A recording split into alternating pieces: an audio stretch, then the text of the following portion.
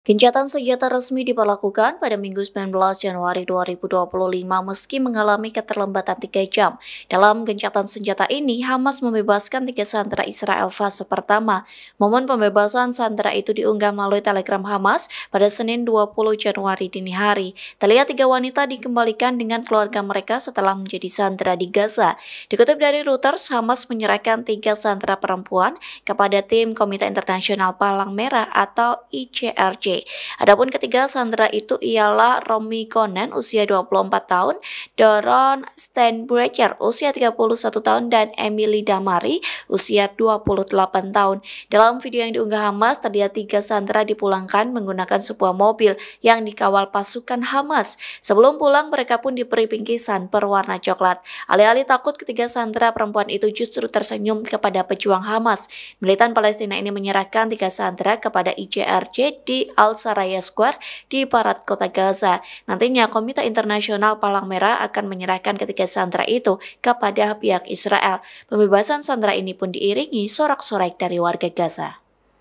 Korps Gada Revolusi Islam Iran atau IRGC mengolok-olok Israel saat gencatan senjata resmi diberlakukan pada Minggu 19 Januari. Dikutip dari Tribunnews.com, ejekan itu disampaikan Komandan Pasukan Quds Iran di IRGC Ismail Ka'ani yang mengatakan gencatan senjata di Gaza menjadi momen memalukan bagi Israel. Pasalnya gencatan senjata ini dinilai sebagai aib dan kerugian besar bagi pendudukan Zionis. Pihaknya juga mengatakan Israel terpaksa menerima gencatan senjata selesai 15 bulan berperang. Kani menekankan bahwa negosiasi terbaru yang mengarah pada gencatan senjata tidak berbeda secara signifikan dari putaran sebelumnya. Komandan Quds di IRGC ini menekankan perlawanan kemerdekaan Palestina harus terus menekan pasukan Israel hingga hari ke-470 perang. Hal itu sebagai dari perjanjian kesepakatan gencatan senjata. Bahkan militan Palestina harus memastikan Israel menarik seluruh pasukan dari Gaza. Tak hanya itu, Israel harus memenuhi tuntutan lama kelompok militan Palestina.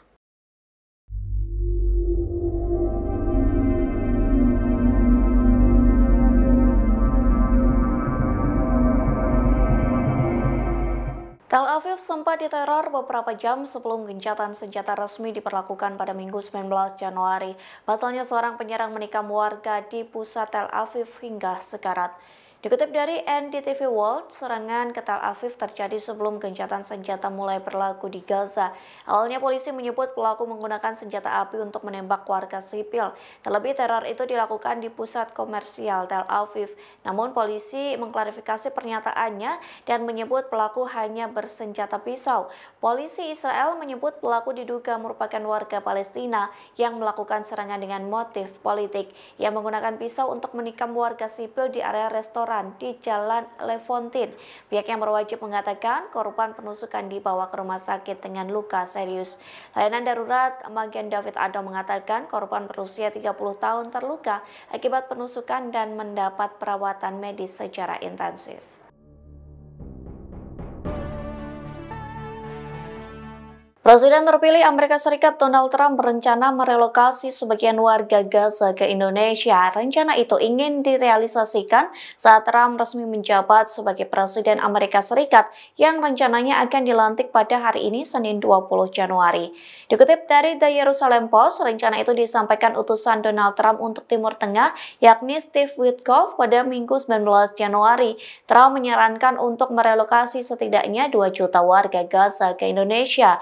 Hal itu dilakukan untuk membangun Gaza kembali setelah 15 bulan berperang dengan Israel. Rencana ini juga sebagai bagian dari upaya Trump untuk mempertahankan gencatan senjata Israel-Hamas. Oleh sebab itu, Witkoff mempertimbangkan untuk mengunjungi Gaza dan melihat situasi di lapangan secara langsung. Utusan Trump ini disebut prihatin dengan konflik antara Israel Hamas di jalur Gaza. Pasalnya penundaan pembebasan sandera tambahan bisa terjadi. Kejadian itu pun tidak bisa dihindari meskipun perjanjian gencatan senjata berlaku pada Minggu 19 Januari. Download Tribun X sekarang, menghadirkan lokal menjadi Indonesia.